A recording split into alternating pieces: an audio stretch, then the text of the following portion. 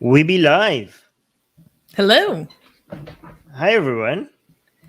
We're gonna be doing Q&A. We're gonna be answering your questions in the live chat.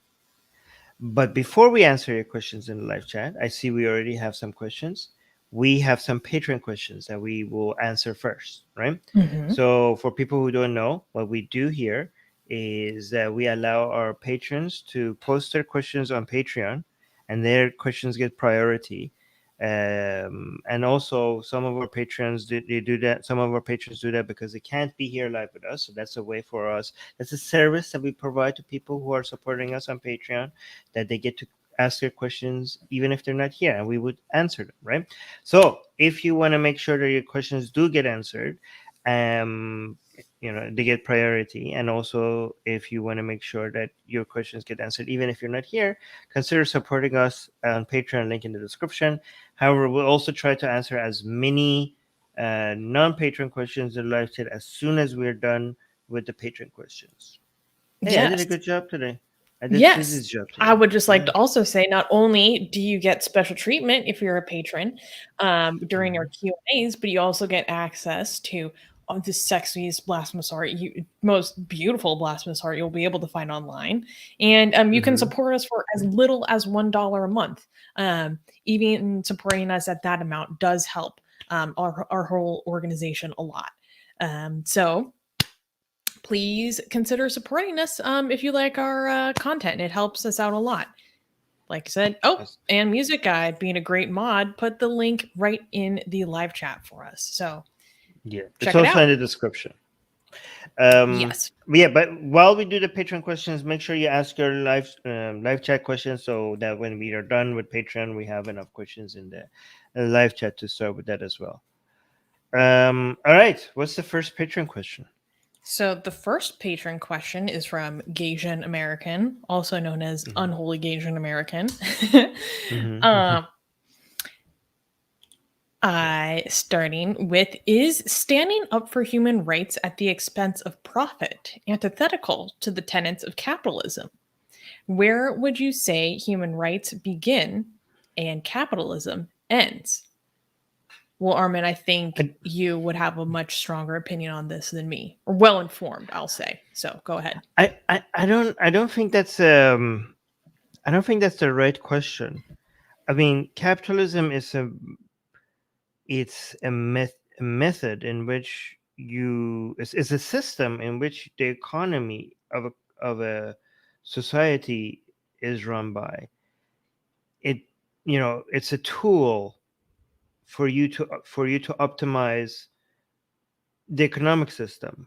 Human rights, I mean, is a separate issue. I mean, they have influence on each other, but it's a separate issue. Like it's almost as if asking, how does, I don't know, like, is it, what does electrical engineering what does electrical engineering have to say about human rights, and when does electrical engineering start and human rights? Like, I think it's almost the difference is that human rights, that capitalism has an effect on human rights, usually a positive, right? Because capitalism is, I mean, I'm in favor of regulated capitalism, and regulated capitalism is the best way of enriching people, and people's if individuals have higher economic power, they're in a better position to fight for their human rights, right?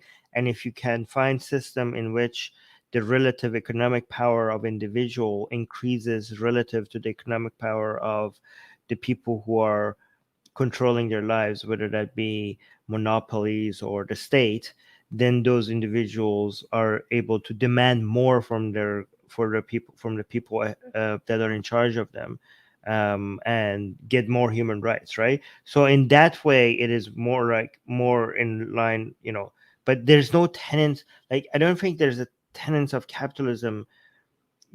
Capitalism is talking about people's, it's about trade, it's about economic, it's about bargaining, it's about economic system. Human rights is a separate, it's a related but separate topic. All right. So you could use capital as, I think, like, you could use capitalism as a way to encourage, to give power to the individual, and by giving power to the individual, you then will get more human rights. So you could think about it that way. But there's no direct tenets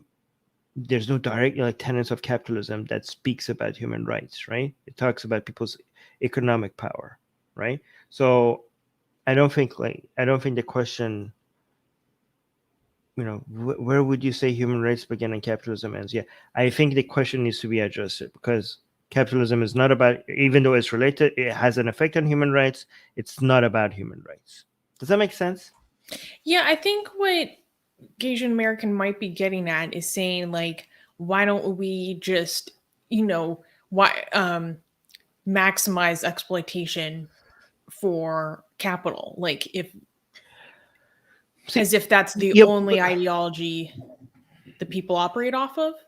That's the impression that I got. Well, capitalism is not like a moral judgment on, you know what I mean? It's not like, it's more of a descriptive, like, this is how you would get the most economic benefit, right? If we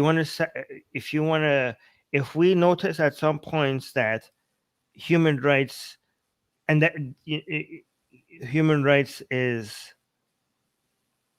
contradicting for example, um, we have to give up on some economic progress for the sake of human rights, if we see that as there's examples of a contradiction here, right? Then we could choose to do less capitalism for the sake of human rights. That doesn't mean that the principles of capitalism does not apply. That means that it's kind of like a knife, right? You could use a knife to do surgery, but if it's doing harm, you could just decide to stop using it. Like, that's why we're in favor of regulated capitalism, because there are times where capitalism is not giving us the results that we want, right? That doesn't mean, like, there's nothing within the like our understanding of capitalism that tells you that you have to keep using it. You know what I mean? Like, just because it works, it doesn't mean, just because it's such a powerful tool, it doesn't mean that you have to use it all the time. If there's a higher priority, like, it's kind of like, it reminds me of religious people talking about evolution, right? They're saying, like, well, if we learn in evolution that the survival of the fittest is about the survival of the fittest, then why wouldn't we, if you believe in evolution, then why wouldn't you just, I don't want to use the word because you two might be sensitive about it. Why wouldn't you just eliminate weak people, right? Why wouldn't you just eliminate handicapped people, right? Like, well, evolution is a fact of nature. That doesn't mean that it's a good thing. You know what I mean? That doesn't mean we that maximize it. No, that doesn't mean that we think it's not a moral judgment on what things should be like. It's describing how things are, right? Not how things should be. You know what I mean? Like, this is not a moral judgment. It's not a model on how to run society, right? So in the same way, capitalism is an acknowledgement that this will get you the most economic return, right, on things if you abide by these rules, right? But it doesn't tell you that you have to do it all the time, right? It just tells you, like, this is how you get the most fastest economic growth, right? You don't want economic growth here because, I don't know, it's just like destroying nature, or it's doing this and this and that. Like, okay, well, you could regulate it. You don't have to use it here. It doesn't contradict the fact that this will give you the fastest growth, right? So again, when you're talking about capitalism, you're describing, you're not making a moral judgment on how things ought to be. You just want, like, if you want economic growth, this is how you get it, right? If it violates something else that you care about more than economic growth, then use it less. You know what I mean? Mm-hmm. Does that make sense? Yeah, I think you answered that very well. Before we move on to the next question, I just want to acknowledge, like, what an amazing global audience we have right now. We have love from India. We have love from Nigeria. We have love from South Africa. We have love from Iran right now. Thank you guys all for joining. This is my favorite part of the Atheist Republic community is how it's so global. I get to talk to people from all over the world. It's the coolest thing ever. Yeah. And now from we have love from Mexico. And That's beautiful. USA. Oh, that reminds me. USA. Happy Veterans Day, everyone. If you're an American veteran, thank you. At least I'll say thank you. So next patron question is from D. D is asking, I recently learned about corpse meditation practiced by Buddhists in Thailand. Monks reflect on non-attachment to the body and the impermanence of everything while seated before a rotting corpse, which they say encourages selflessness and brings one closer to nirvana. Your thoughts? Well, my thoughts are, where is it? Here we go. It reminds me. Yeah, here we go.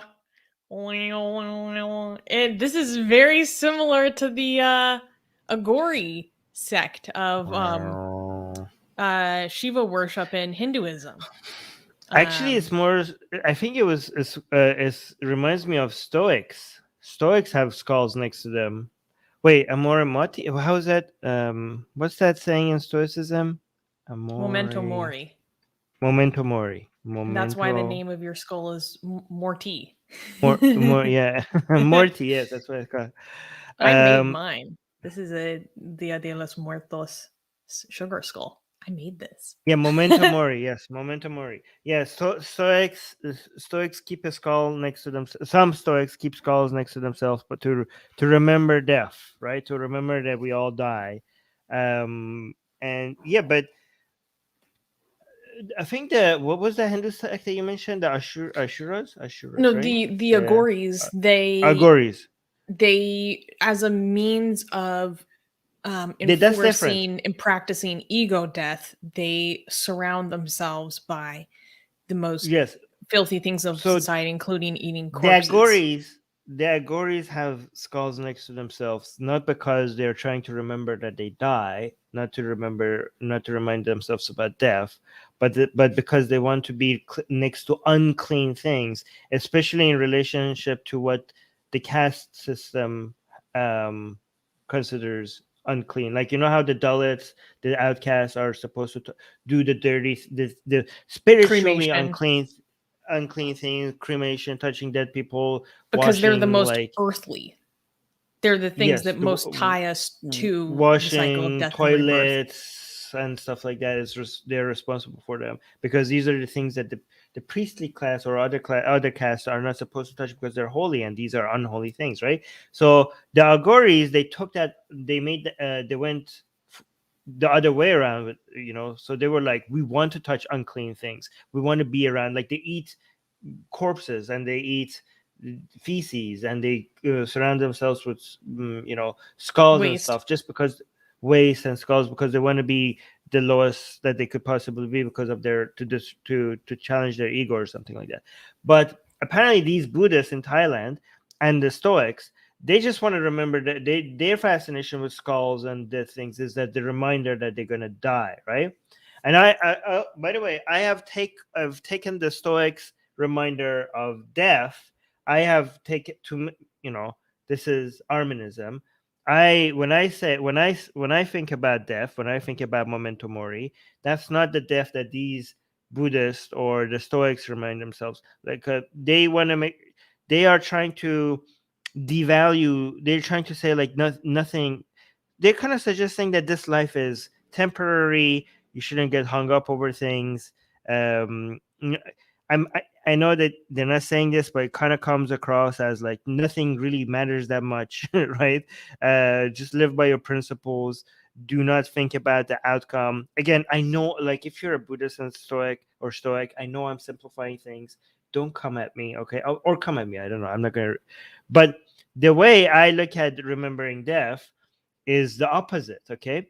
I don't remember the death that people talk about, which is the eventual death. And not existing. I think the way I think about death is that I die every day, right? Given that My brain state is changing, my connectome is changing. There's no single molecule in my body that I share with myself and 10 years ago. Every moment where I'm learning things, experiencing new things, I become a new person. Like the the concept of identity is an illusion, right? Like me right now is not the me 1 year ago. The me 1 year ago is dead, right?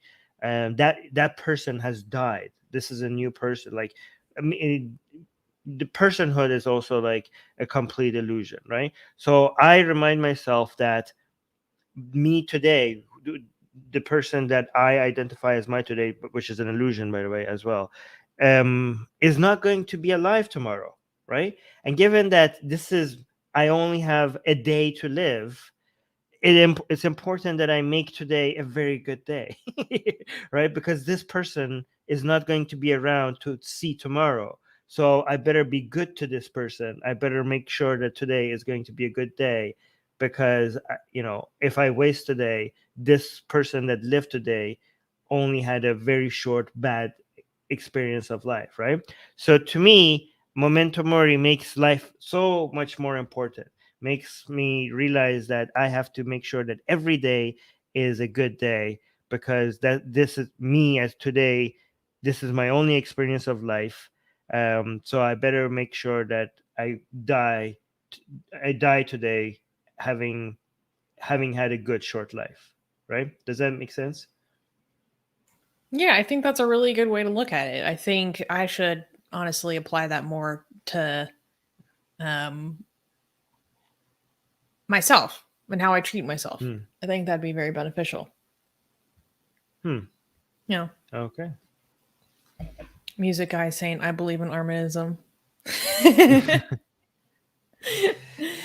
um, Oh, wait, Khalid is saying we don't have to make sure of it. We naturally do. True, but we naturally do it better if we remember death. Okay. okay. Next question. Next question is again from D. Asking, a couple of weeks ago, the Associated Press reported on the systemic abuses by the military in Myanmar. Why do you think the military coup and subsequent allegations of torture are getting so little attention on the world stage? Besides this recent article, the country seems to have been forgotten by the media. Is it due to lack of access? Um, I'm not actually very as knowledgeable or familiar with this conflict as I would like. What do you think, Armin? I think actually the answer that I have for this is going to apply to many other cases. People are more interested with things changing. Not when they stay the same. It's not as interesting anymore, right? Even if things are really, really bad, if they have been really, really bad for a while, then they're not very interesting. If things, yeah, people are more interested in change, right? So you're saying why they're not talking about it anymore? Because when the coup started, we were going from one situation to another situation, and that was fascinating to people that things are changing so rapidly in Myanmar. But then when they stayed the same for a while, like if people going through that, for a while, like then yeah, I mean, even for example, let's say for example, war breaks right now, okay, between let's say U.S. and China, okay. Obviously, it would be insane. Like I'm not saying that's going to happen, but like it will be covering all media will be obsessed with that, right? It would be the thing everything was going to be talking about for a very long time, right? But let's say we're in year 50 and the war is still going on, right? It's not going to be headline news anymore. Like, in fact, if the war stops, that would be headline news, but the war continuing We would saw this not with be headline. Afghanistan. Yeah, yeah. Also, actually, we don't have to go that far anymore. Like with the whole can I say like the whole thing that we wear masks for and stuff like that. Oh yeah, yeah, The the disease going around all over the the world. disease going around that we don't know if we can talk about because YouTube be sensitive, right? Um, you know, after like it took only a year for people to, like it wasn't that. Oh, actually, a very interesting thing is that every time it got coverage was because of a change, right? new variant, or like new regulations, new lockdowns or removal of lockdowns, but things continuing is not that interesting, right? Yeah. That makes a lot of sense. Okay. Yeah. New patron question, this time from Music Guy, who's asking some very good questions this week. Pakistan is buying the leftover American weapons from the Afghanistan Taliban government to keep these weapons away from the TTP, which is the Pakistani side of the Taliban. For those who don't know. They actually, no, it's just the Islamists in Pakistan. I think the Okay. Taliban is different. Yeah, the Taliban is different. Yeah. So there's an alphabet soup of militant groups in Pakistan. I get the letters confused. Right. Just consider them. Just think of Pakistan as there's three powers in Pakistan: the army, the civilian government, and the TTP, which is the Islamists. Right. Go on. Well, there's the TTP, the TLP, Lashkar-e-Taiba, like so many more. Oh yeah, sorry. No, actually, you're right. I was confusing the TTP with the TLP. Hell yeah. You are correct. I was wrong. No, this is the TTP. You're right. That is the Taliban. I was thinking of the TLP. No, okay, I was wrong. Susanna is correct. That's sure. Good job, sis. So no, this is the Taliban. This is the Pakistani Taliban. Okay, yeah. Never mind. Continue. I'm feeling very good about myself right now. Okay, so you should. Yeah. Pakistan is buying American weapons from the Afghani Taliban to keep them away from the Pakistani Taliban. Are they really afraid of what the TTP and that big of a threat to Pakistan? So basically, you're asking are they afraid of the Pakistani Taliban?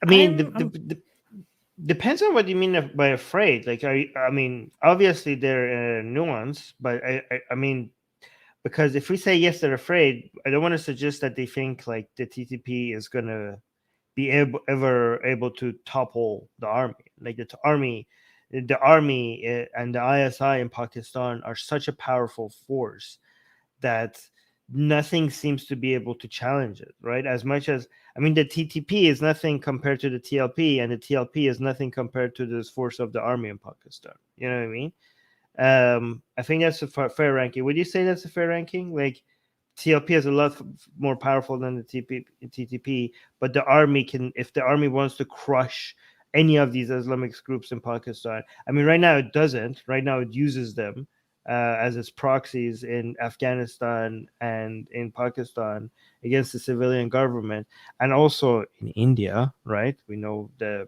ISI using these groups as terrorist groups in India, right? So, in the most devious ways. In the most devious ways, yes. But if any of these groups turns on the army itself, they will be able to crush it. I don't know how things are going to be like in 10 years or 20 years. Right now, though, they're not a match for the army. However, even if they're not a match, it doesn't mean that they're not a nuance. If they, they could cause headaches for them. They don't want them, even though if they want to use them here and there. I mean, they don't use the Taliban in Pakistan. They use the Taliban in Afghanistan, but still, right? Yeah. So, I mean, maybe the TTP is more of a nuance for the army in Pakistan than these other. You mean groups. nuisance? But nuisance, yeah. What did I say? Nuance? Nuance. I said nuance. Yeah, nuisance. Yes, sorry. It is a nuanced issue, though. So no.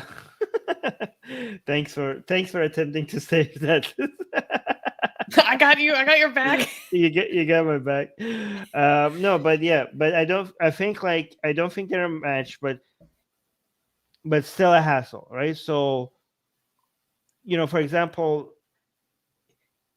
if we say like the United States is afraid of these radical groups in, I don't know, Syria getting more power, right? They could be afraid of them, but that doesn't mean they're a match for the U.S. Army, right? So I just want to say, like, yes, they might be concerned about them becoming more influential and having weapons that the army doesn't want them to have, but obviously the power balance is way in favor of the army. Does that make sense? Yeah, I mean, Pakistan's intelligence agency needs to keep a tight leash on its proxy groups, essentially. What you were saying about ranking them, I think, I mean, it'd be easy to say that the TLP has great their power is in mass mobilization. How big of a proxy is the TTP for the Pakistan army? Because I think like Currently, I don't know. no, because I know that the TLP is a proxy for it's a proxy against this. I mean, it's used by the army against the civilian government. I know that the Taliban in Afghanistan is used by the ISI in Pakistan, but the TTE, Lashkar-e-Taiba is used against India. yeah, yes, exactly. But is the TTP just a nuisance for the Taliban for the army? Like, have they had any collaboration? I mean, Hmm. historically they had collaborated, like when it came to the foundation of Pakistan. I mean, the Taliban and the ISI exchange members. The ideology is very much, they are very influenced by the Taliban ideology. Like historically, I know they were exchanging both members and ideology, like a lot. um ISI or ISIS? ISI, the Okay, just Taliban's checking. intelligence agency. No, the Taliban's Taliban's sorry, the Pakistan's intelligence agency.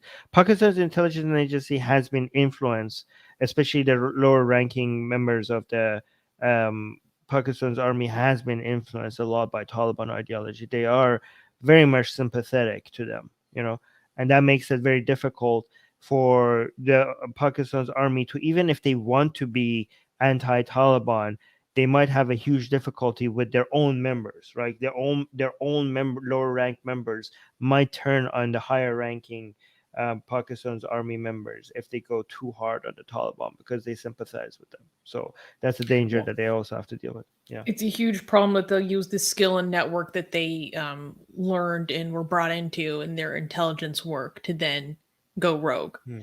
and use all that information and networking to non uh, approved actions. I mean, even the approved Yeah. actions are horrible often. S- See, Pakistan got a lot of funds from United States and Saudi Arabia to pick the proper mujahideen in the Pashtun area in Afghanistan, right? To to fight the Soviets, but eventually the mujahideen turned on each other, and the Taliban came victorious among all the mujahideen. But the problem is that Pakistan funding that choosing the Taliban as the best mujahideen had a negative, was kind of destabilizing for Pakistan as well, because the Pashtun region, that these are Pashtun supremacists. Like, it wasn't just Wahhabism that was coming out of Saudi Mm-hmm. Arabia that was influencing them. It was also Pashtun tribalism that the Taliban was very interested in, right? So it was a mix of Wahhabism and Pashtun tribalism. But the effect of that was that this was working. If you care about Pakistan's border integrity of Pakistan's border, um, the problem is that the Pashtun region crosses the border between Pakistan and Afghanistan, and if you keep promoting, like, some people were rightfully concerned that a Pashtun movement might go across Afghan and Pakistan border and challenge the integrity of Pakistan's border, right? But so some people within Pakistan, some people within Pakistan were concerned about this. But again, the problem is that within the Pakistan's army, it seems to be some people were more loyal to the Taliban and what they stand for more than saving Pakistan itself, like more than fighting for Pakistan itself. Like, it became such a powerful force that you couldn't challenge it anymore. Like, you don't know, if you're in ISI, you don't really know, like, are you loyal to Pakistan or are you loyal to this ideology, like Islamic and there's a lot of competing Islamic ideologies, right? But yeah, I would say that a lot of people in Pakistan's army have ideological loyalties that goes beyond what's best for Pakistan. Does that make That's sense? an easy assertion. Yeah. um, Yeah. so next question from Music Guy. and this is our final patron question. He's asking, Iraqi Prime Minister Mustafa al-Hadami escaped assassination on Sunday night at his residence. This is crazy. You're going to do a secular jihadist episode about this, right? I hope so. Yeah, I think we should, because we already did. Like, we did so guys, go check out our secular jihadist channel. We do geopolitics a lot more on secular jihadists if you're interested in that. More Islam focused than Atheist Republic at large. Yeah, so we covered the Iraqi elections, and right after that podcast, as this whole thing happened, right? So, for people who might not know what happened, is that the Irani-backed party, which is supported by Irani-backed militia in Iraq, was not happy with the elections in Iraq, right? Because Iran wants to just completely hijack Iraq's politics the same way that they hijacked Lebanon, right? So Iran is trying to get influential in countries it has no business being, like the relationship Iran has with countries in this region is not like a brotherly neighbor relationship where there's mutual benefit for both sides, like like not like a healthy just trade relationship, economics ties, military ties, and stuff like that. No, like they want to insert themselves into the army of Afghanistan, just like they did with Lebanon, and into the parliament and control the politics of Iraq. Sorry, Iraq. They want to control the politics and the army of Iraq the same way they do with Lebanon, right? And obviously that's very unhealthy, and a lot of Iraqis are standing up against that and trying to get all these foreign influence outside of their country, right? Both from the militia and the influence they have in their parliament, right? And what happened is that in the recent elections, the Irani-backed parties lost so many seats that everybody was shocked, and the Iraqi people, the ones who voted have spoken, right? And it's very interesting because a lot of people boycotted the Iraqi election, and the ones who boycotted it were also extremely anti-foreign intervention. So even though the turnout was very low, it still showed how even among the people who were voting, Iranian influence was very unwelcomed, right? But the Irani-backed militias and also Irani-backed parties in Iraq claimed that this is false. They were sore losers, even though these elections were monitored. It was the best election that you could possibly have in Iraq. It was observed by both the EU and the United Nations. It was very peaceful. It had it was shockingly good election. It was a shockingly good election, not when it comes to turnout, but when it comes to how peaceful and how security and transparency. Security and transparency. It was fantastic. It was like 10 out of 10 election, right? But they claimed that there was cheating, which is amazing that you would claim that. They claimed that they asked for recounts, and the recounts confirmed that the numbers are correct. But they're not having it. They were coming into the streets. These are a lot of militia took off their military clothes off and put civilian clothes on and came protesting as civilians by order, like acting like this is a popular, even though like most Iraqis don't want this, right? So they were saying that they were giving threats. They were like, we're not going to accept this election. We will take this whole. They were kind of threatening to burn the whole thing down. Like if these results are to be. Let me just finalize what I'm saying. So all of this escalated when there was a drone attack on the prime minister's residence. Okay, so for people who don't know what Music Guy is asking about, and everybody just knows, like, okay, this was Iran. Okay, I mean, it was a Irani made drone. It was standard practice. Like, it was basically what the Irani-backed militias, exactly the way that they operate. Like, it had all the signatures of Irani militias, and it basically was in line with what they were saying and their motivation. Like, the fact that they were very unhappy with the results, and they said that we're not going to accept this, and there's going to be a reaction. Right on the back of that, there was a drone attack on the prime minister of Iraq, right? But the result has been, so it failed. Obviously, the prime minister is alive. But the result has been the opposite. Like now, this failed assassination attempt on the prime minister now gives a lot of political capital to the prime minister, and a lot of Iranian-backed militias, and even the Quds, the head of the Quds from Iran, the Quds, the IRGC's foreign wing had to come to Iraq to basically try to de-escalate things, because things looked really bad for Iran's influence in Iraq, because a lot of people's opinions have been heavily negatively changed against Iran's influence in Iraq. But this is going to make the prime minister a lot more powerful, and more demands to push Iran's influence outside of Iraq again. But let me be clear: Iran's influence in Iraq will still be very, very high, right? Even after all of this, right? You can't go on. You want to say something? Well, I never actually finished reading the question. Okay, read the question. So now that you've explained for everyone kind of what it is, continuing, and most are reporting that Iran slash Shia slash Iran backed militias are to blame, which you talked about. But the question is, why is it important for them to try and kill the prime minister after the recent Iraqi elections? P.S. Iranian UAV capabilities or drone capabilities introduced to these conflicts is very worrying, a powerful tool to use against Iran's enemies, no matter where in the world they are or their proxies.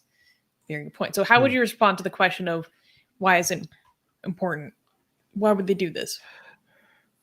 Okay, so something that is hard to explain is that these militias are in line with the Islamic Republic of Iran, but at the same time, the lines of communication and to what extent which militia groups are making decisions on their own or are acting in direct command from Tehran, it's such a gray and complicated web of thing. It's hard to make sense of it, even for most experts, right? Like their information on this is very secretive, right? So if a militia, there's so many um so many militias in Iraq that are loyal to the Islamic Republic of Iran, and they're just like so many of them. Okay, but the main ones are like Hashd Shabi and Kataba Hezbollah, right? But there's so many other ones. But which one of them, the connections between all these militias and the connection they have to Tehran, it's very, very complicated, right? So every time one of them, first of all, we don't know which militia group was that did this, right? Because there's so many of them. And depending on who did it, it's hard to say that was this something that they themselves decided would be in the best interest of themselves or the Islamic Republic of Iran, and whether or not they did it because they got a direct command from Tehran, or a suggestion from Tehran, or a misinterpretation from Iran, or completely autonomous, like completely by themselves independently decided that this is a good idea, right? So it's a spectrum, and you don't have. It's so hard to tell where in the spectrum this lies, right? Because so many times that these proxies, when they make a decision, is because they get funding or ideological support from Iran, and there's some degree of autonomy that you get to enjoy. It's not like Tehran tells you like don't do anything until you get a direct order from Khamenei himself, and don't do anything. Like no, like the idea is like we are, you do your thing, and we are like we have your back, right?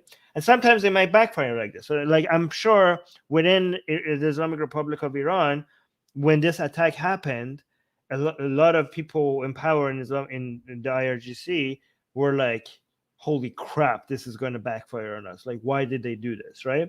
And I'm sure some people were like, yes, good job, right? It's not like all unanimous. Like, it's not as simple as like, oh, they're all in line with each other, they all agree with what's supposed to be done, right? The fact that they're now in Iraq, like Iranian officials in Iraq trying to like clean up this mess, I think suggests that some of them think like, oh my God, why did you do this? Now it's going to be harder for us to have any influence in Iraq. Some of them are saying that this was like a fake assassination on the prime minister, as there's a conspiracy as a way for him to gain more power. They were like, we would never do this. He did this himself. Like some people are saying, like this is like look, now he's enjoying a lot more power. Obviously, he did this himself. Like some people False say flag stuff inception. like yeah, something like that, right? But if you think about if we assume that, like, if you want to put yourself in the position of, let's say, assume that this was Iranian-backed militias, and let's say that they did this. If you want to put yourself in their shoes and think, like, why would they do this? The idea is that if you want to have democracy in Iraq, it has to be, you better choose Iran. You better choose Iranian influence, because you don't get to have a non-Iranian backed so-called democracy and peace at the same time, right? They're like, you have to choose between peace, okay, you have to choose between chaos, or Iran. You know what I mean? You can't wait. Am I saying that right? Yes. If you don't have Iranian backed groups in your government and in your army, then you have to accept chaos, right? Like, you don't get to have democracy without Iran. That's what they're saying, right? So they're gonna let them know, like, you have to be, if we are if you push us away from the politics, we are capable of raising hell. That's the message. Like, yeah, sure, maybe you would wish that you like, oh yeah, oh, so cute, you have elections and people chose that they want to have a government without us. Okay, well, how about if we kill your prime minister?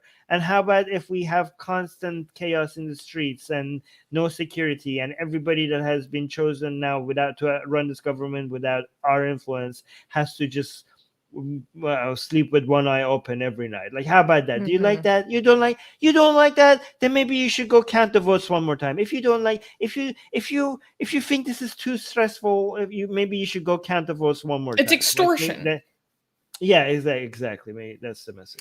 Yeah. My only thought was, when I woke up one morning and I checked the news and it was like, Al Jazeera breaking news, assassination attempt on Iraqi PM. I was like, holy bleep, bleep, bleep. I thought Republicans were sore losers. Like, that's actually great. Like, if you're American and watching this, like, think about this. Like, you know how you had like January 6th and you're like, oh my God, what was happening? These people lost the election and they couldn't, like, they were like, they tried to take the Capitol. Like, that was insane, right? Recount all the votes, recount all the votes. Yeah, it was like false. Like, this was like, no, there's been cheating. The votes have been counted. So that's what's happening in Iraq, except the sore loser side has its own independent militia that is active in the country, and they just did a drone attack on the prime minister. So if you want to think about the American version of this, imagine all the Trumpists, like you had different Trumpist groups, and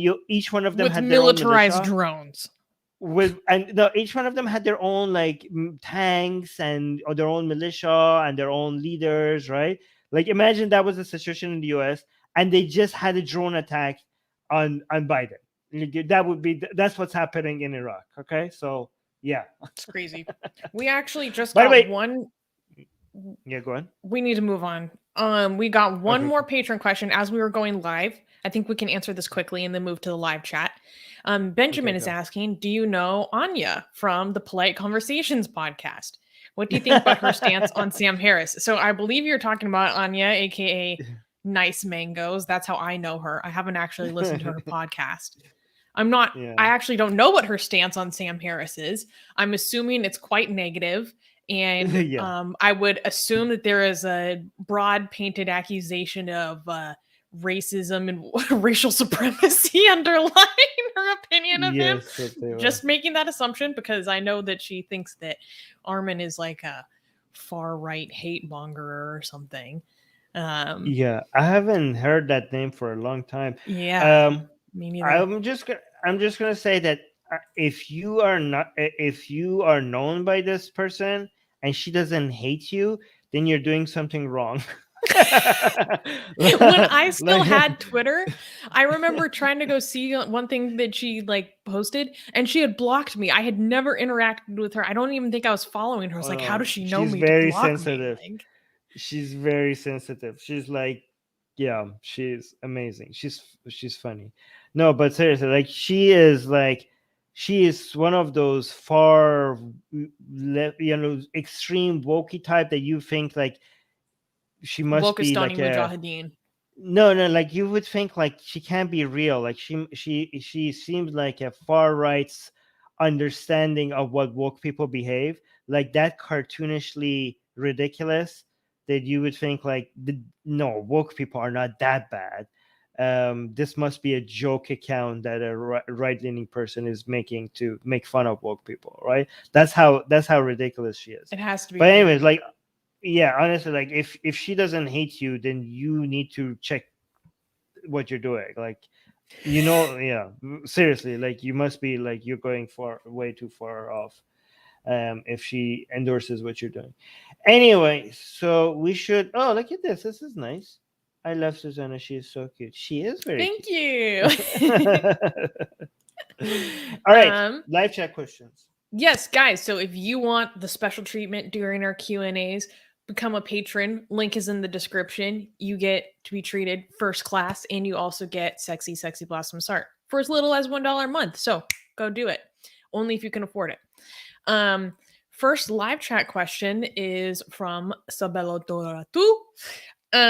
Saying the 19th of November is International Men's Day. Would you consider making a video for just that day about men's issues? And also, they say, I recommend talking to Deja the Cupcake. She knows a lot about it. I'm assuming being men's issues. I don't think I would make a whole video for it, but it is something that I'm interested in learning more about. I think I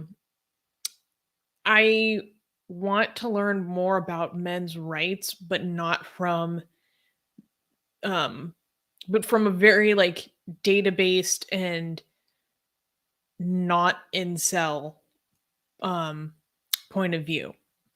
Like one men's issue that I think really needs more attention is suicide rates. If you look up the statistics, it's shocking. Stuff like that. I think that's a men's rights issue that I personally like care the most about. Is the differential impact of suicide. That's a complicated subject, but that's something I'm interested in. Out of curiosity, Armin, what do you think is one of the most pressing men's issues in your opinion? Circumcision. Oh, true. Okay, yeah, those are the top two for me. Definitely. Torturing babies. Yeah. Torturing male babies. Yeah, again, on an individual basis, female genital mutilation is a lot worse when it comes to, on average, when it comes to the damage that it does than male genital mutilation, which is circumcision. But as when it comes to the total amount of harm, male genital mutilation or circumcision is far worse, right? Again, per individual, female babies suffer more, but the number of male babies that suffer from male genital mutilation is so much higher that's like as a whole I think that's a far bigger crime right now in the world. And it's a crime again, that's so much more normalized. Yeah, and like I mean, I think the world is doing a much better job in reacting and condemning female genital mutilation and not doing enough of a job in condemning and fighting against torturing little babies, right? Male little babies, so I think that needs to be and that's completely wrong, Kala. It doesn't males. This is you have no idea what you're talking about. Male circumcision doesn't do anything unless other than for very few select babies that need it, and so it's very very rare that they need it. It has no benefit. Any claim of its benefit has been fully debunked. You're completely behind the science of this if you're claiming that. is complete. It's ridiculous that people still spread nonsense like this. It has no Mm-hmm. benefit unless for rare cases, and Mm-hmm. it should be a crime. It should be a crime that people to go to prison for if they come it's I baby completely torture. agree. It's basically yeah. Quick question from Jack Knife. Hey guys, my question is, will Susanna ever appear on the Myth Vision podcast? And what is the punishment for leaving Christianity? Well, I haven't been invited on the Myth Vision podcast, but that would be nice.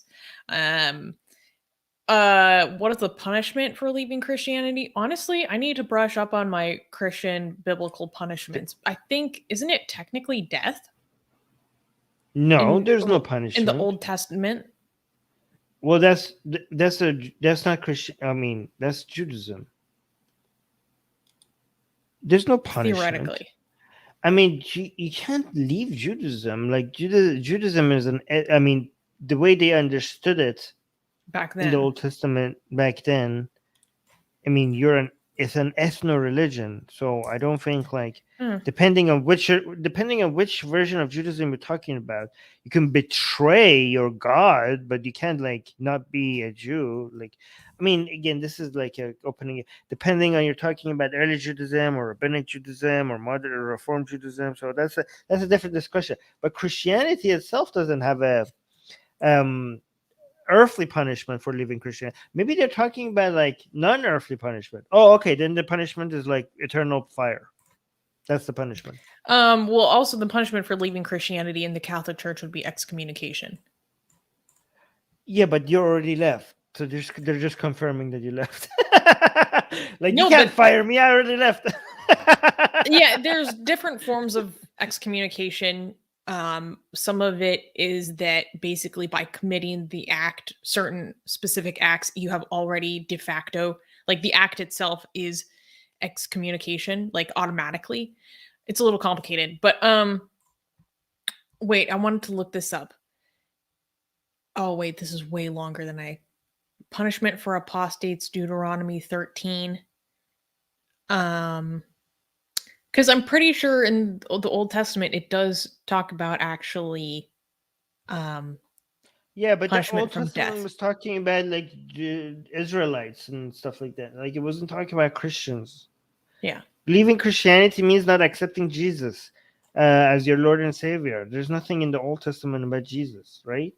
I mean, No. unless Okay, you so are okay. Deuteronomy chapter 13, verse 6, if your brother, the son of your mother, and they list, all the relations, blah, blah, blah, um, secretly Why are we? entices you, saying, "Let us go serve other gods, which you have not known, neither you nor your fathers, or the gods of the people which are blah blah blah blah. You shall not consent to him or listen to him, nor shall you I pity him, nor shall you spare him or conceal him, but you shall surely kill him. Your hand shall be the first against him to put him to death, and afterward the hand of all the people." So it's not specifically it's not exclusively in the ethnic thing like you were saying. This from Deuteronomy is about the denial of other gods, and the chapter is even titled punishment of apostates. You're muted. Sorry, I know, but it's talking to the Israelites. Yes. Okay, like this is not addressing, I don't know, Chinese people, for example. Like you betraying God. Like the understanding is that this is talking. Yahweh is just talking to is telling what the rules for ethnic Jewish people are. You're Chinese But Jews. yeah, How dare you? again, I'm talking about the context in which the Old Testament was written. But anyways, leaving Christianity, the punishments for not basically you're talking about the punishments for not accepting your Jesus as your Lord and Savior.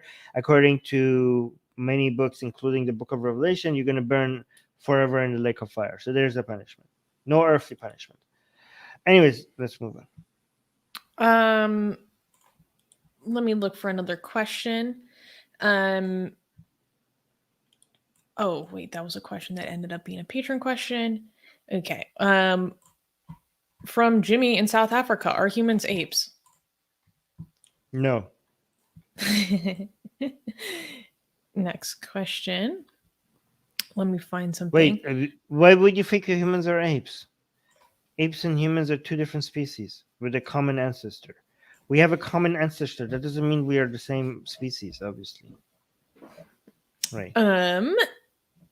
There's a fan in India saying that they would love to get your autograph on a book, just FYI. Aw, thank you. Jack Knife is saying, is the enlightenment state of mind a real thing? Okay, well, this is a very Dep- vague way to dep- ask this question. Depends on your definition of enlightenment state of mind. And Yeah. yes, it is a real thing because I'm experiencing it right now. Based on my, I had based on my definition. I love this. So I had a psychology professor tell me that the closest, well, he was saying he argued that the closest thing to the state of enlightenment is basically the way that a dog thinks, meaning being so tethered into the present, like in a way that we have to train our human minds to be focused and mindful of the present moment, not thinking about what happened in the past, not detracting towards anticipating what's happening in the future. He was saying that a completely like present focused mindset, like a dog, basically, is enlightenment. Which I is thought that was funny. Yeah, it's just funny because so many different people have different definitions for enlightenment, right? Because if you think about enlightenment thinkers, it's the exact opposite of what you just described, right? So enlightenment means so many different things to so many different people, and it really depends on the definition. If you're talking about some people think like having a high level of knowledge about things will make them enlightened. It means that they're at an enlightenment state, which goes to thinking about enlightenment values and thinkers, and the science. And some people, when they're thinking more about Zen and Buddhism and meditation, it's kind of the opposite. It's that you're becoming less mindful of, and it's very interesting because there's two different versions of this, right? It could either mean, from a meditative perspective, it could either mean that you are more aware of yourself, or you are actually completely unaware of yourself to the point that you destroy the self, right? Mm-hmm. So when it comes to meditative perspective, you could either be so focused on your existence and your experience that you will become as aware of your thought and your ego, and you try to map every single pleasure or every single idea and see where it's coming from and where it's going, and you become so self-aware, right? But in other forms, you're trying to do the opposite of being self-aware to the point that there is no self Complete at ego all, death. and complete ego death, which is closer to what you're saying to feeling like a dog, right? Because dogs are not self-aware. So again, it really depends on what you mean. Yeah. The next question is about the Rittenhouse trial. Should we talk about that? Yeah. Okay. Atheist Republic from Silk Rabbit is asking, what are your views on the Kyle Rittenhouse trial? Well, watching some of the pieces of the trial over the past few days has been very interesting, to say the least. I think, I was talking to Armin about before the show about how it really bothers me, like the depth of character assassination that happened in the media as soon as this event occurred, like literally within like 15 minutes. And I was talking to him about how when I was like Pakistani Mujahideen, when I would hear people say like, oh, left-wing media bias, blah, blah, blah, like I thought they were just bullshitting and like dog whistling. And sometimes I still see people say like left-wing media bias, and I think they're totally full of crap, especially when it comes to like queer issues. But this is an instance where I feel like the way that I've seen liberal and lefty people cover this issue has just been horrendous. Yes, it's complicated. I have complicated thoughts on it, but to generalize, I think it was self-defense. But I was actually today was going back and watching the footage. I can understand why the people who advanced on him, why they did, but I still think he was right to defend himself in that moment. Yeah, I It's would have done the same thing. If I was on the ground like that and some people were coming to at me like the way they did, I would have like I would worry about the legal issues later. I would do what he did to live, right? It's just so I don't understand. Like I kept on looking at some of the videos and I was like, this, to me it seemed like such an obvious case of self-defense. And then people who I trust were saying like, no, no, no, this guy is a monster, blah, this and yeah. this. And then like maybe they're saying something that I'm not. Like, I mean, maybe I haven't, I wasn't that interested in it to look at the details. Or like maybe I'm just judging based on the few things I've seen, and they've looked into it a lot more than I have, and maybe they're right, and I'm happy to be wrong about this. But it would just seem weird to me because based on the little information I had and based on the things I saw, I was like, I mean, it seemed like too obvious that this was like, I mean, the most you could say about him is like, why, like maybe this is not a legal issue, this is more of a like, as a parent I would be disappointed for why you show up in a protest like this with a gun like that, right? I mean, but there's nothing, but the things that he was being condemned for, like murdering people, like, if I might have some other less legal, more moral issues with the kid. You know what I mean? As what Yeah, the yeah, hell are you yeah. doing over there? But like the things that he was being accused of are completely. It seemed to me, at least, that were completely unfounded. I was like, and like it seemed like they were telling me something that was completely contradicting what I was saying. I was like, what are Yeah. you guys looking at, right? Like, maybe I should stop. Maybe I should stop believing my own eyes, right? So it was weird to me, and it's now that there's more information coming out, and it seemed like I was right based on more information that was coming out. um and it's just so amazing to watch all the people that were so passionately portraying this kid as a monster, acting like they were saying something less aggressive. They were like, well, yeah, maybe like he couldn't be legally be responsible for this, but he still did this and he still did that, and this is what we had an issue with. Like, that's not what we were saying. You were not saying, and they're acting like they were always saying something different. They were acting like they were always like, well, he shouldn't have had a gun, or he shouldn't have like crossed state lines, or what he shouldn't have like. You weren't saying these things. You were like talking about. You were making this kid, seem like this is a far right monster that just was trying, just like Like a shooting domestic down people radical for. extremist. Yeah, like that's not what you were saying. You're not even pretend, like, instead of saying I'm wrong, I was Yeah, so yeah, yeah. wrong, you're acting like you were saying something else from to begin with. Like, how, like, come and say you were wrong. And I kind of, I think they were just being racist. I think Oh, this was this is getting spicy now. no, I seriously think this is a case of, this is a white kid with a gun.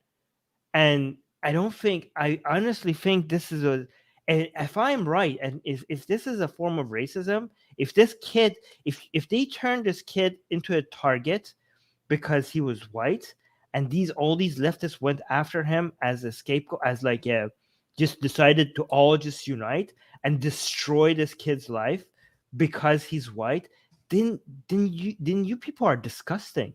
Like, you decided to make this kid's life as a target for your amusement, for your enjoyment of taking a white male person down, even though he's a kid, as a way for you to get joy out of seeing somebody on not left leaning. Like, imagine how disgusting and how immoral that you have to be for you to not, instead of like looking at the evidence and trying to just wait and see, like maybe be skeptical, maybe like wait for the judgment to come down. If you just like, ooh, I want to see this kid suffer because he just looks such a stereotypical white male, target a lot of these left-leaning people hate. If that was the motivation, if his whiteness, or if it had anything to do with how much glee and how much joy people were getting out of like wanting to see this kid suffer or burn or get like the form of justice that they believe in, if that was the motivation, then you have to look at yourself. You have to look at the mirror and say, like, I'm a racist and I need to change. Like, this is disgusting. I'm a disgusting piece of crap, and I need to fix myself really quickly. But so as an example of this is a sitting member of Congress, Ayanna Pressley. She tweeted this the day after it happened. A 17-year-old, can I say this right now? Because of YouTube? Just say low melanated supreme sandwich. If you want to know what I'm really talking about, just look at the screen, okay? A 17-year-old low melanated supremacist, domestic, violent, radical extremist who drove across state lines armed with an AR-15. He shot and killed 2 people who had assembled to affirm the value, dignity, and worth of Black lives. Fix your damn headlines. Again, so look at this. The next day, we know, like, this drives me crazy. There's no evidence, like, especially at this point in time. People can bring up the hand sign thing, like, that happened later. That didn't happen the day afterwards. Like, it drives me insane. I think what complicates it for me is looking at it from different perspectives. So I was reviewing the footage today. And so first we have the instance with Rosenbaum, who is just an unhinged man. And so Rosenbaum starts charging at Rittenhouse while he's running away, throws something at him. As he's running away and this thing is thrown at him, a gunshot goes off. A different man fires off a handgun. So Rittenhouse hears a gun immediately behind him. This is happening within seconds, right? That was me. And I was, my cortisol is rushing through my blood. I would think the guy who's chasing me is the one firing a gun at me. Then they have the incident. That's when Rosenbaum gets shot. He goes down. And then Kyle stands there for a little while, checking things out. And we're like, someone else is helping him. And then he calls a friend and then he runs off. That part's a little, I don't understand what's happening. That part is a little weird. But like I said, the cortisol is rushing through your body, right? I'm not expecting anyone to act the most rationally they ever could. And then at that point, he starts walking away from the situation. And then other people start going, he just shot someone. He just shot someone. So other people start chasing him again, presumably to try to apprehend him, which seems, in retrospect, of course, extremely dumb to me. Right? Because everyone is saying this person just shot someone, right? And you're advancing on them. And then, so from the perspective of the people who are advancing on them at that point, it's a very different perspective than Rosenbaum first was, right? At this point, they know that someone's down. So they're trying to apprehend him in some way. Okay, that's highly risky, right? From their perspective, they might think that they're doing something noble, trying to prevent harm towards others, right? Maybe we would applaud people who were trying to take down an active shooter. It's a different situation than exactly what happened, but just for comparison, right? So that might have been their mentality going into it. And that's the most charitable that I can be. Okay, we need to get to other questions. Oh, shoot, I know. Oh, but then what actually happened, the way they advanced on him, like, the perspectives are so different. I can see why he was like, oh my God, I need to defend myself too. And by the way, anyone who says, oh, since when can you kill someone with a skateboard? That's the dumbest thing I've ever heard. I legit saw a news commentator, like, in the news saying, how can you even, like, kill someone with a skateboard anyway? Yes, you can get TBI, severe brain injury. Someone can definitely get killed with a skateboard. Are you kidding me? Sorry. Right. I want to highlight this comment by D, because you look at what's on the screen. This is a congresswoman, right? This is a congresswoman, right? So D is saying all involved are white, has nothing to do with racism. They will make it about racism if you're white. It doesn't matter if the victims are black or white. If you are white, they will make this about race. Okay? So, and this came, again, the tweet was from a congresswoman. It didn't take a day before they made this about race. Anyways, let's move on. We're gonna get in trouble for that one.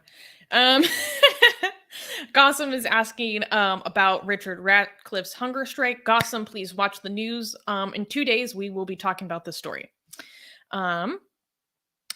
There was a question of, well, I want to address this. Pashtun ethno-nationalist is saying, Armin, how much do you appreciate having someone as hardworking and dedicated as Susanna is working for AR? Well, first of all, I mean, he can answer that in a second. But I would like to address the fact that I feel like the implication here is that Armin doesn't do those things, which is patently false. Okay. Armin works as soon as he wakes up in the frickin' morning to the minute he goes to sleep. That's a fact. Okay. So you can also be asking me, how much do I appreciate having someone as hardworking and freaking dedicated as Armin working for AR? Because technically, he is the one working for me. And the question, the answer is, I wouldn't be able to do it without him. I wouldn't be able. Yeah, I would be. I know, but I want to appreciate the compliment to Suze as well. Let's appreciate the compliment. I mean, thank you, Suze. I appreciate that. But no, I don't think this was a question. I think this was just a compliment to you. And yeah, I mean, I don't. Passion Nationalist, you need to change your username because I have a hard time. I'm saying I'm really grateful to Passion Nationalist because usually I don't like to say I'm grateful to any ethno-nationalist. So I appreciate this comment.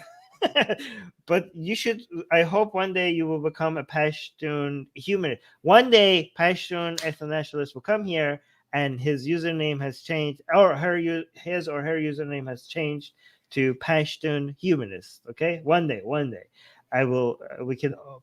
But again, even though we don't like your username, I appreciate this compliment to Susie because she deserves it. She does do a lot of work, and I'm grateful for your compliment to her. Yeah. I felt like there was a slight implication against you, and I wasn't going to stand for that. No, it wasn't. It was just a compliment to you. I appreciate. I like it.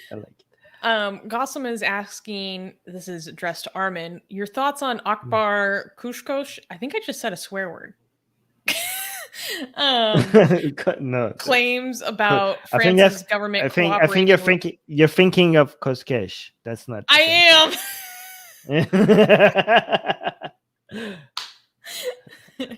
I think that's a bad word. No. Thoughts on Akbar Kushkosh claims about France's government cooperating with the Islamic Republic in Rohul Azam's kidnapping case. Can this be true?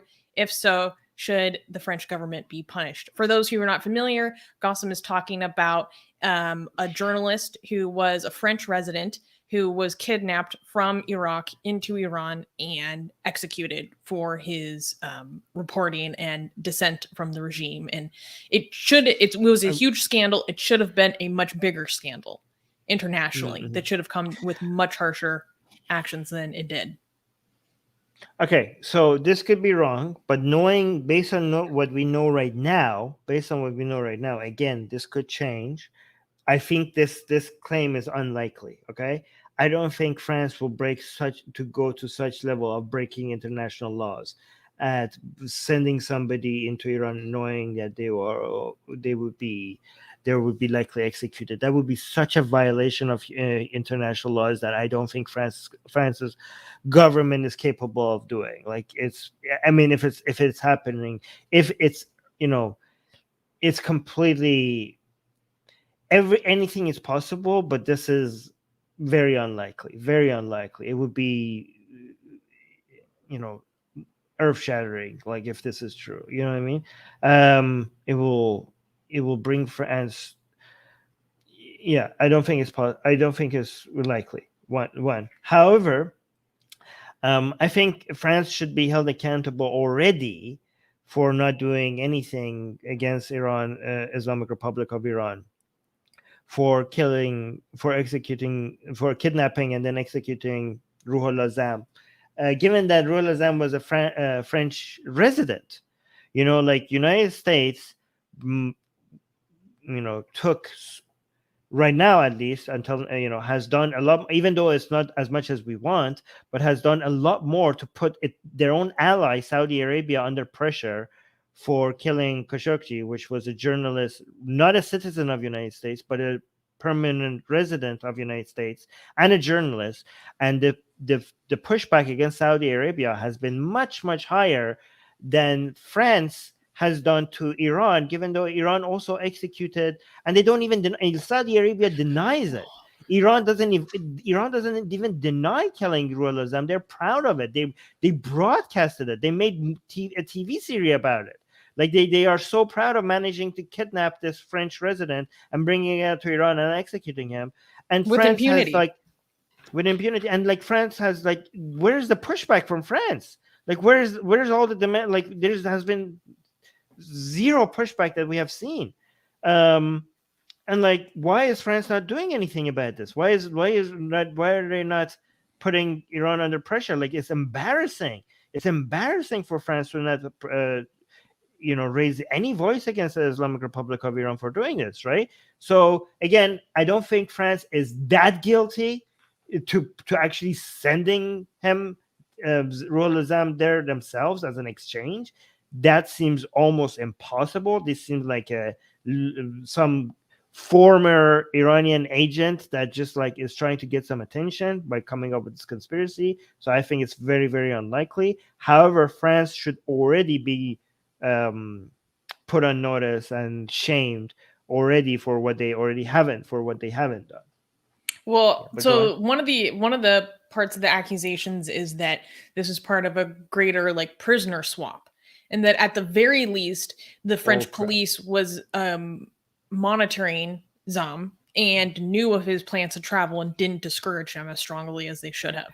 No, prisoner swaps happen when you send somebody that they want because they like him, not when you send somebody that they're going to execute. Yeah. Okay. So so if there this is so unlikely. Okay. If there's a prisoner swap, first of all, Ruhollah Azam was not a prisoner in France. He was a free man. Okay. So this is not a prisoner swap. When swaps happen, let's say there's a swap happening between France and Iran. Okay.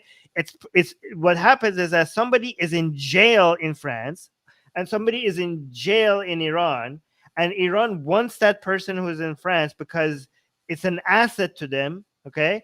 And France wants somebody that is in Iran because human rights and stuff, and it's a French citizen, and they want that guy free. Okay. So you send that guy to Iran knowing that that guy is somebody that the Islamic Republic of Iran loves and likes and wants to it's an asset, and then obviously it's going to be safe, and you get a prisoner in return. That is something that happens in an international relationship. They're not going to send a man who is a free in France. They're not going to send that as a kidnapping to Iraq for Iranians to come and capture and then execute in exchange for a French citizen. That's not something France does. I mean, if it is, then everything about France is the opposite of again, everything is possible, but this is extremely unlikely. If it is true, then it will completely topple all our understanding of how France's respect for international, it's unbelievably unlikely. Yeah, we're going. I'm pretty sure that returning, not even obviously Zam wasn't a prisoner in France, but no. I'm pretty sure they're returning a prisoner to a regime that you suspect will torture or execute them is a war crime. Yeah, it's such a violation of human rights that you would not France hasn't been like them since Algeria's independence. Okay, that's I mean, to be fair, France was really bad back then. Okay, yeah. France tortured children. Did you know that? As a way to get confession out of their parents. Nice. They tortured children in front of their France tortured children in front of their parents in Algeria as a way to get confessions. Even if they had no information, they will still torture the children just in case. That's what France used to do.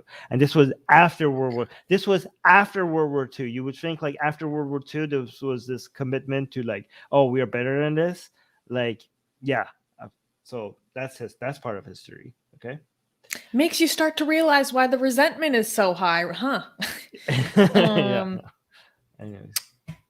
Kakashi is asking, don't you face hatred, love from an ex-Muslim in Bangladesh? Well, What do you Kakashi, think? first of all, you were my favorite character in Naruto. Okay, the hottest. Oh, Second of all, um, yes, we do face some hatred um, and threats, and it's not fun. But what makes it worthwhile to me is that I get to talk to people like you, and there are people all around the world who um, feel like we represent their way of thinking about things, and they appreciate that someone has the freedom to say stuff like that and to express their opinions, and to feel like what they have to keep inside can actually be expressed outwards somewhere in the world. And for a lot of people, I think they find that very cathartic. So um, for me, when I get messages of support, um, it means so much to me. Um, yeah, it makes so much of it worth it. I get, man, sometimes some messages that people send me have made me cry because it's just like, oh my God, really sweet stuff. Kakashi is also asking, hey, I had a question for Susanna. Is Christianity worse or Islam? Um, so there are many ways that you can answer this question. You could ask about, do we look at these faiths from a textual basis? Do we look at the fundaments of their scripture and then make that judgment? Or do we look at the most dangerous aspects of those faiths that are manifested in the world today? Difficult questions. And I think if I was to take the texts in their fundaments, they're both really bad. um, I still think Islam would be worse.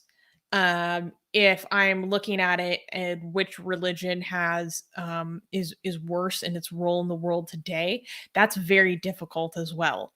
Um, there are two ways that I would answer this question.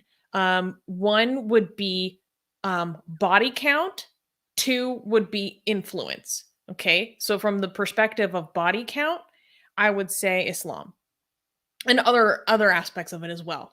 From the aspect of influence, I would say Christianity because uh,